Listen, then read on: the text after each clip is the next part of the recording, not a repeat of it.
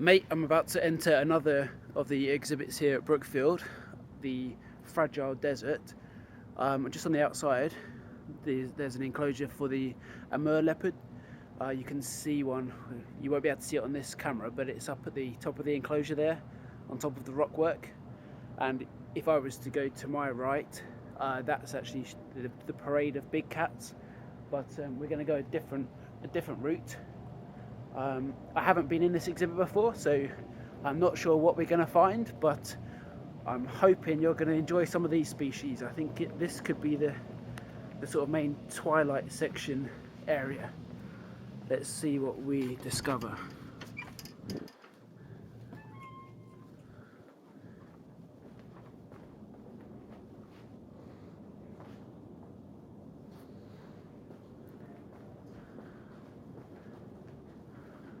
So when I was here last week, apparently there was some flood damage to this whole building, hence why I couldn't come in and the place was shut. But these are obviously the meerkats.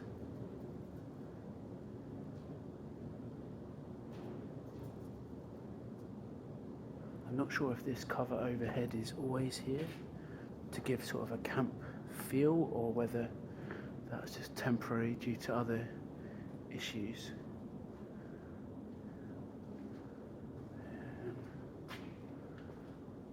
Okay, this is an empty exhibit.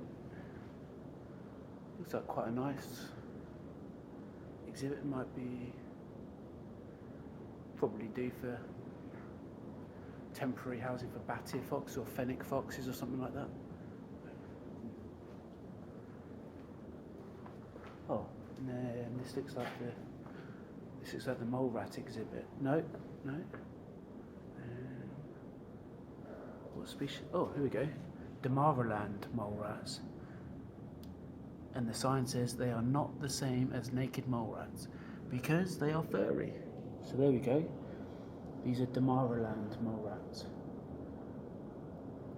But it looks like they have a very similar setup to the naked mole rats, which are actually underneath them. So actually we've got these Damaraland mole rats, which you can see here, and they are actually on top of the naked mole rats. So I'm going to go left to right. You can see there's a whole load of different tunnels. I'm going to take a couple of pictures on my phone as we do this as well.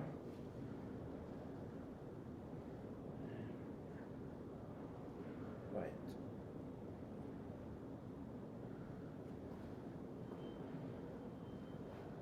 Actually, I'll come back. Right, we'll carry on. But you can see that there's a lot of... I don't know how many naked mole rats there are, but I can see a number of them. Yeah. Right, we'll come back to that though. Let's carry on.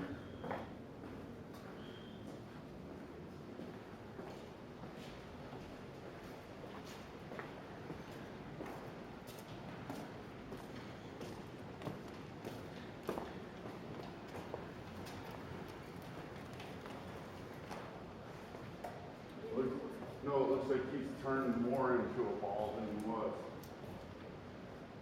Absolutely what I was expecting.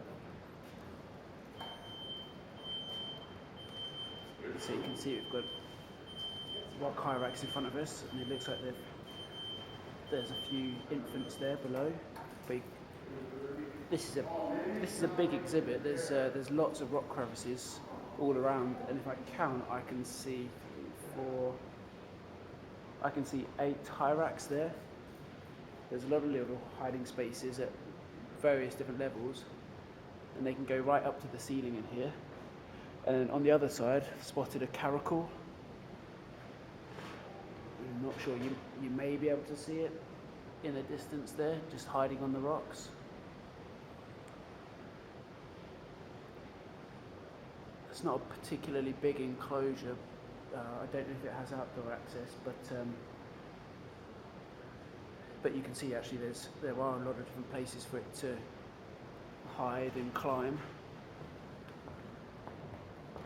And if we carry on, this is quite cool in here. I wasn't really expecting this, but I like all these tunnels. Oh, here, look. Cool, I've just found a couple of sleeping bat-eared foxes. So they're just in a little den that I could have easily walked past. I can see 3 in there. So I'll just take a moment to have a look around. So just in a cave sort of walkway. And this is the actual on-show bat-eared fox exhibit.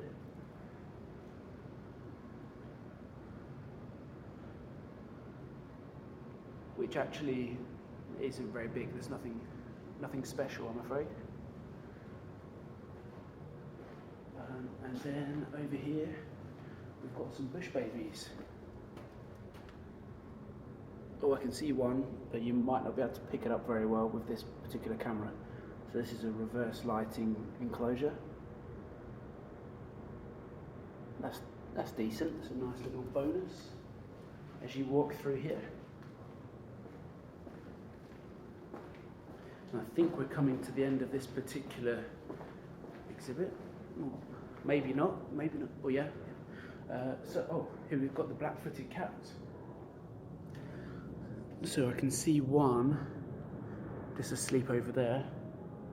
We had these at Port Lim and they're tiny. I think the adults only got to about 1 kilo.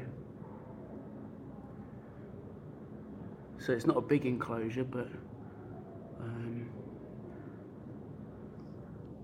probably big enough.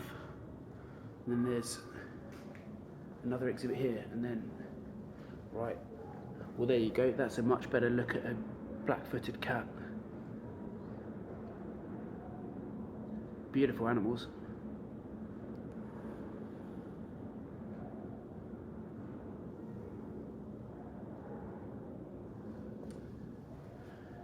And that's that.